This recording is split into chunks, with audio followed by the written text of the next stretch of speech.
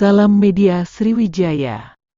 Kawasan Putri Duyung Cottage Ancol, Pademangan, Jakarta Utara, terbakar pada Minggu, tanggal 21 Agustus tahun 2022, sore. Api mengepul hitam dari area yang terbakar.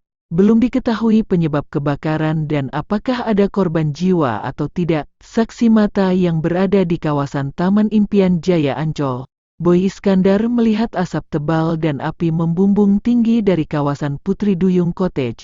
Itu pokoknya saya lagi di kawasan Ancol. Tiba-tiba di seputaran Putri Duyung ada kebakaran, ujar saksi mata.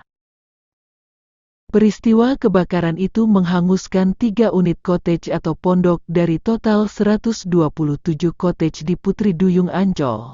Kebakaran menimpa 3 unit cottage, kata Corporate Communication PT Pembangunan Jaya Ancol Aryadi Eko Nugroho saat dihubungi, Minggu, tanggal 21 Agustus tahun 2022, total cottage ada 127, tambahnya.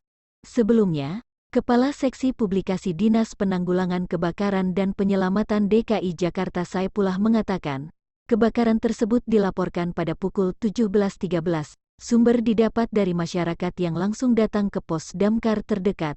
Sumber informasi masyarakat datang langsung ke pos Disgul Karmat, kata Saipullah lewat keterangan tertulis pada Minggu tanggal 21 Agustus tahun 2022.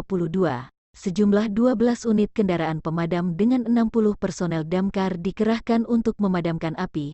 Kebakaran dapat dilokalisir pada pukul 17.33. Belum diketahui berapa jumlah kerugian yang dialami Resort Putri Duyung Cottage, Ancol akibat kebakaran tersebut.